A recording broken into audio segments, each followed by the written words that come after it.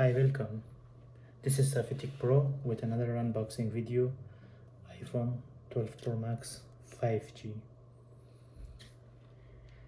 دوستای عزیز، خوش آمدید به چنل سافیتیک پرو با یک ویدیو جدید با جعبه گشایی آیفون 12 پرو مکس 256 جی بی میگیریم.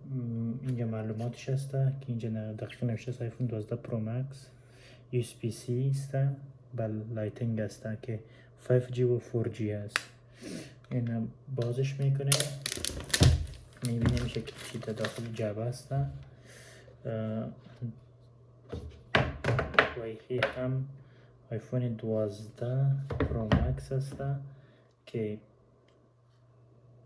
خیلی هم عالی دیزاینش کرده. دیگه اینجا کمی تغییرات های اینجا است، چیزایی که در اینجا نوشته بود رو گرفتن به بغل اینجا انتقال دادم، چون که درست میبینین نمیبینین دیگه.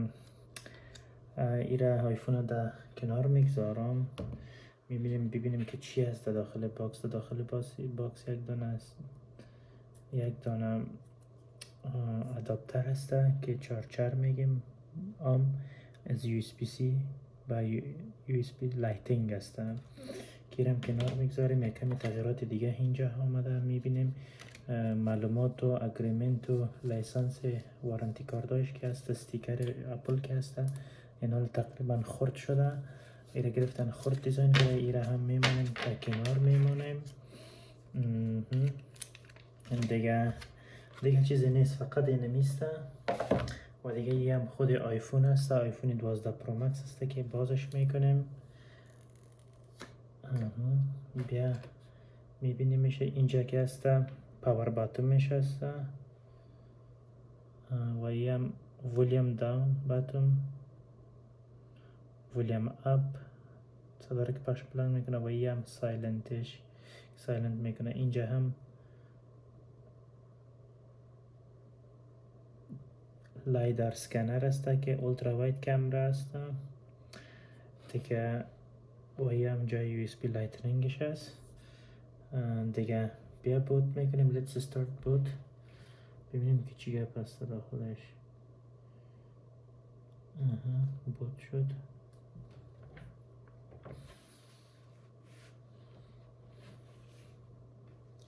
بوتش میکنیم، ببینیم. هلو سویپ اپ،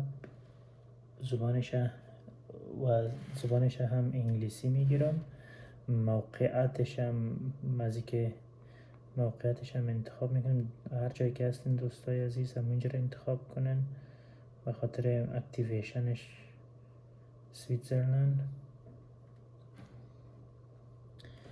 ستاپ مانوال، کنتینیو،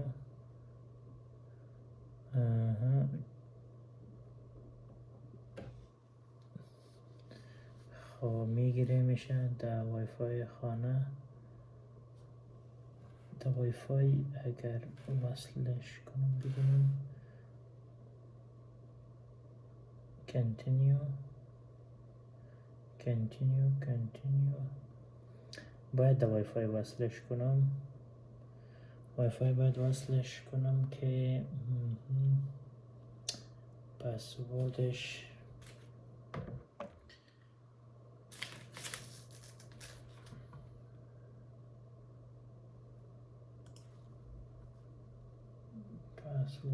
وای فای هم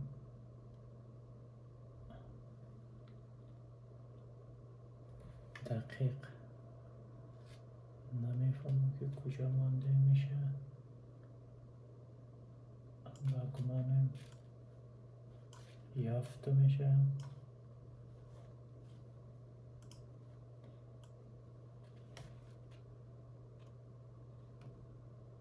دیگه پسورد وارد میکنم.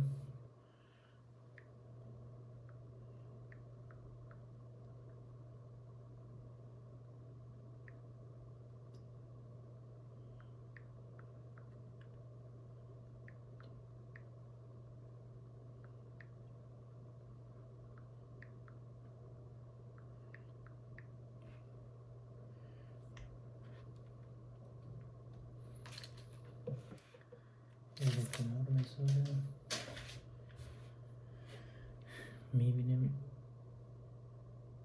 در حال پسورد نگه اشتباه استفاده چرا؟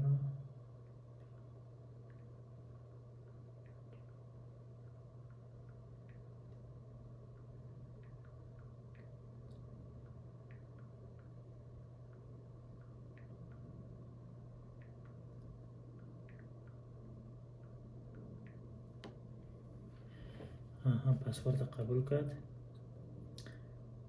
بسیار خوب، نکس میکنه میشه. یک چند نظر میگیره که تا آیفون اکتیو شد.